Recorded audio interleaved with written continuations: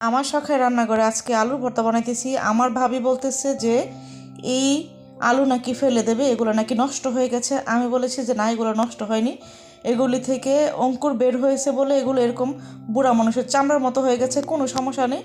আমি খুব সুন্দর করে পরিষ্কার করে ধুয়ে তারপর খুব ভালো করে একদম লাল লাল করে টেলে নেব। আলুর মধ্যে কোনো রকম কোনো পানি থাকবে না।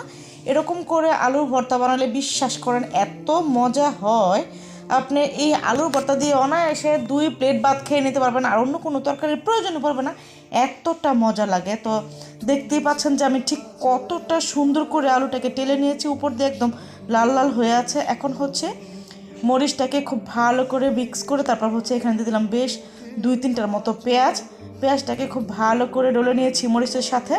তো স্বাদ মতো লবণ তো দিয়ে দিয়েছি। এখানে সরিষার তেল শেষ হয়ে গেছে, তারপরে একদম ঝাঁকিয়ে ঝুঁকিয়ে যতটুকু পড়েছে ততটুকু। আলুর ভর্তা কিন্তু সরিষার তেল ছাড়া একদম অসম্পূর্ণ লাগে, একদম খেতে ভালোই লাগে না। এখন খুব ভালো করে সব কিছু একসাথে মিশিয়ে দিয়েছি। প্রায় ফেলেই দিচ্ছিল, উনি বলতেছে যে না, এটা কিছুতেই খাওয়া যাবে না। তারপরে এই আলুর ভর্তা দিয়ে উনি সব ভাত খেয়েছেন, এবং আমিও এবং আমার ভাইয়াও সবাই। কিন্তু অনেক সময় ফেলে দেওয়া জিনিসও খেতে অনেক ভালো লাগে যদি আপনার যত্ন করে ভালোবেসে একটা জিনিস তৈরি করেন। রান্নাটা একটা আর্ট, এটা যদি আপনার যত্ন এবং ভালোবেসে করেন তাহলে অসম্ভব মজা হয়।